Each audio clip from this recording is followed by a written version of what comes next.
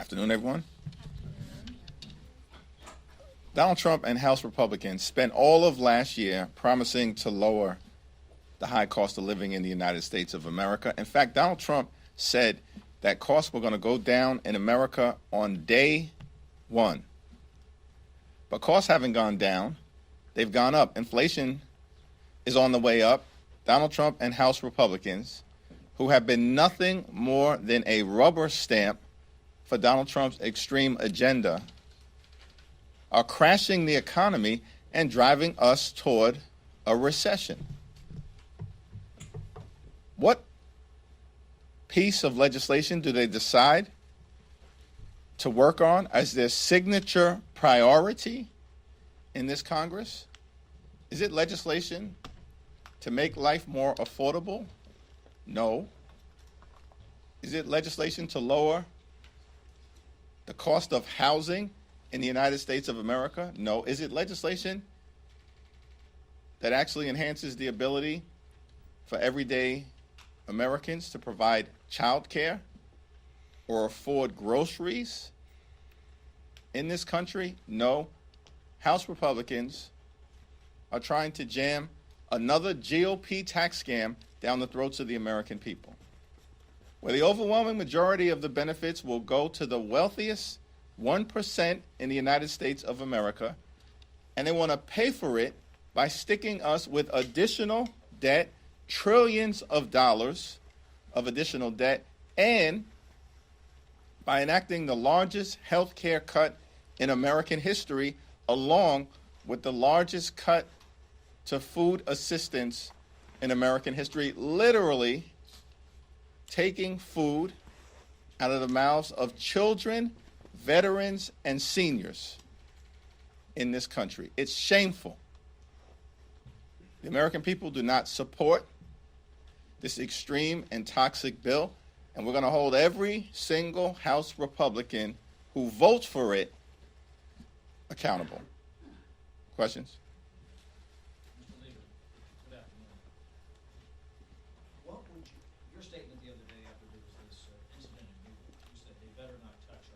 Correct.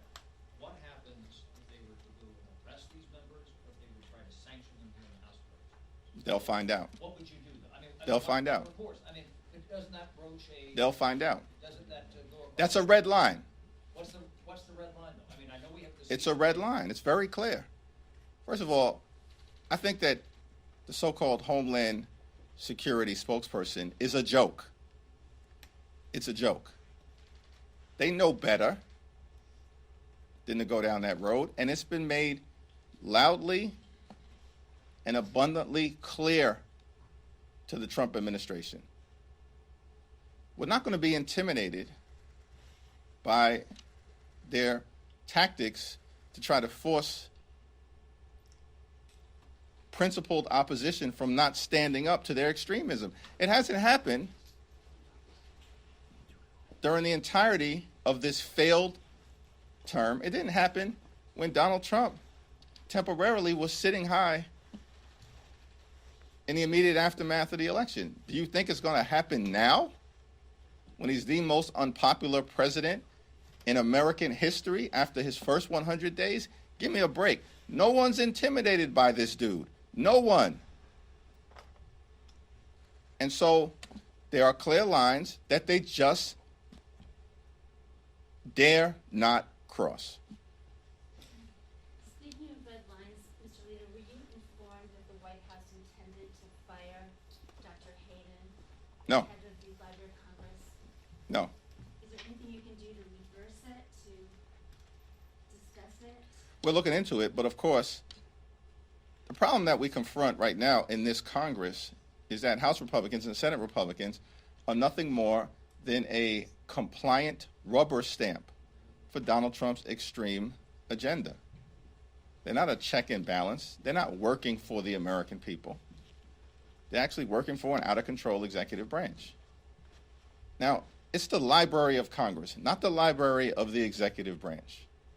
So clearly, there's going to have to be some reforms at this particular point in time, moving forward. The president probably violated the law. What cause did he have to fire Dr. Hayden. There's no cause. It's all made up foolishness.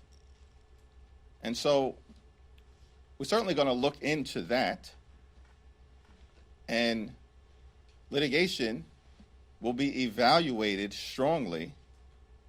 But moving forward, I think what's clear is that perhaps the executive branch should be removed from the process once a librarian of Congress has been designated, if you're going to have an out-of-control executive who's going to abuse the authority that he, in this instance, has been given by the United States Congress.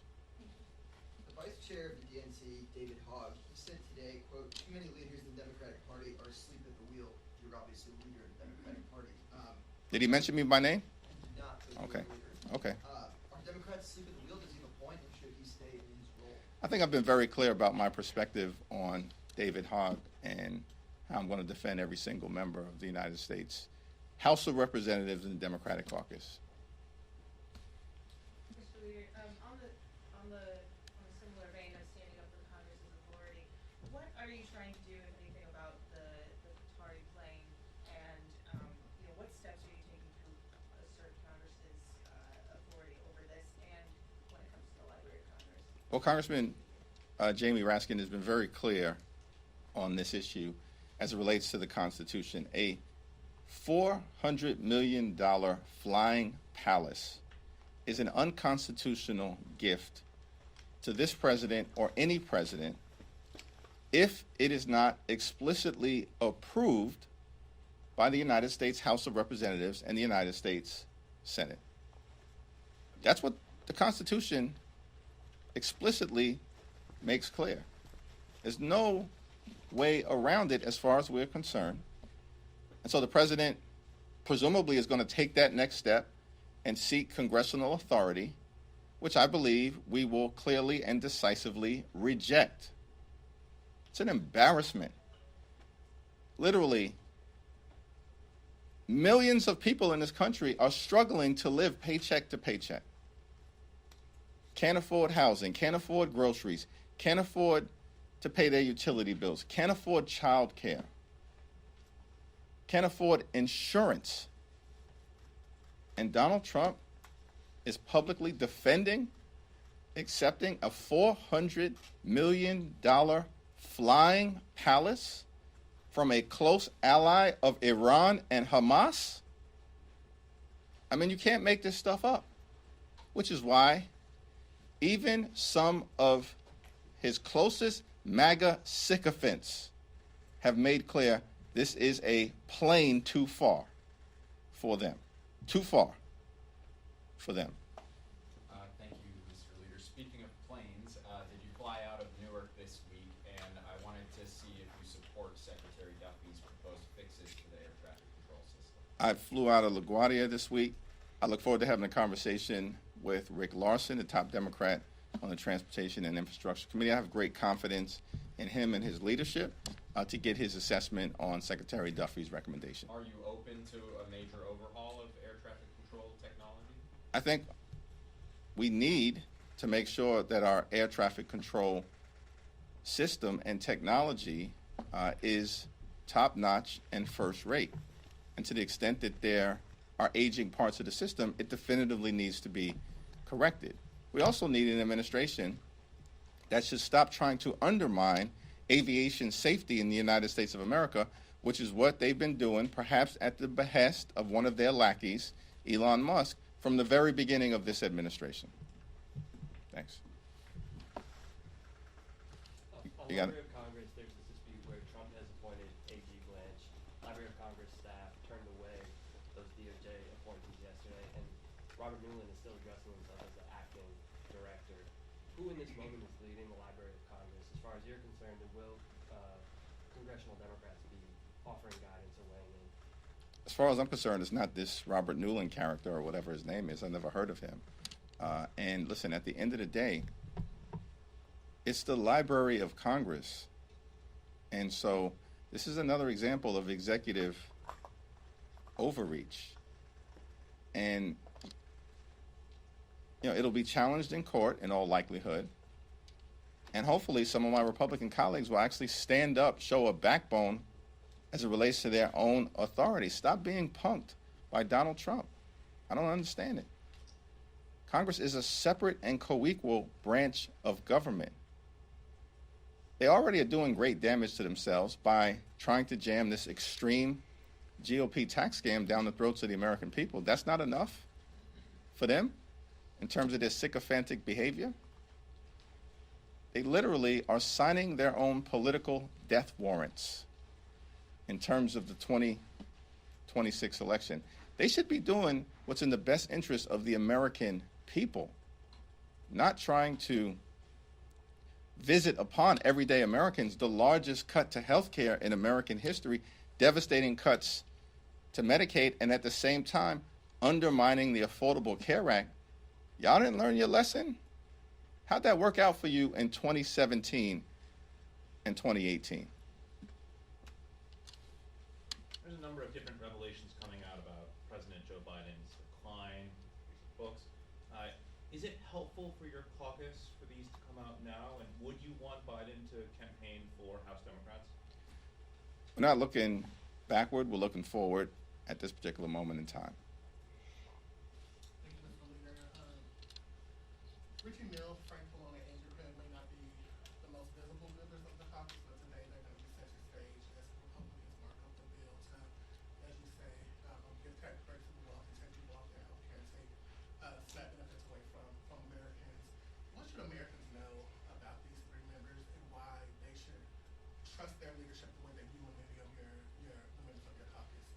I have great confidence in Richie Neal, great confidence in Frank Pallone, and great confidence in Angie Craig. They have been leading the charge along with all of the distinguished members of those three committees, which really do represent and capture the gorgeous mosaic of the caucus and the gorgeous mosaic of the American people in every possible way in terms of diversity that includes ideological, racial diversity, gender diversity, age diversity, and life experience diversity. All three of these committees ably and incredibly led by Richie Neal, Frank Pallone, and Angie Craig. I think the American people will be impressed by what they see.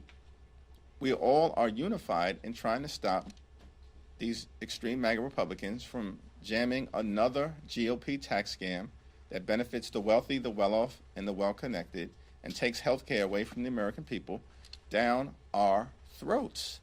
It is an egregious and outrageous bill, and it runs directly contrary to the central Republican promise that was made in 2024, which is that they were going to fix the economy and lower the high cost of living. They've done neither.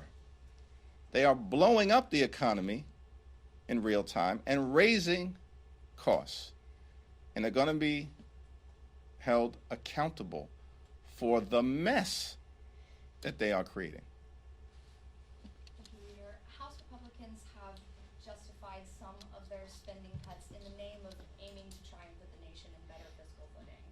Do you believe that we have a spending problem, and how would House Democrats go about this differently to address that? That will be explained throughout the various committee hearings that are going to take place throughout today, tonight, and into tomorrow. But the notion that Republicans are fiscally responsible is laughable. They have repeatedly inherited an improved fiscal situation, or in some cases, a budget surplus, as occurred during Bill Clinton's presidency, and an improved fiscal situation relative to a reduction of the deficit, a $1 trillion reduction that Donald Trump inherited from Barack Obama, and then proceeded to blow up the debt and the deficit, just like George W. Bush did, just like Reagan did, and now Republicans are doing it again. We are not going to be lectured about fiscal responsibility by a bunch of people who have repeatedly spent the taxpayer dollars like drunken sailors in order to give their billionaire MAGA donors like Elon Musk, in this particular instance, a tax cut. Thank you, everyone.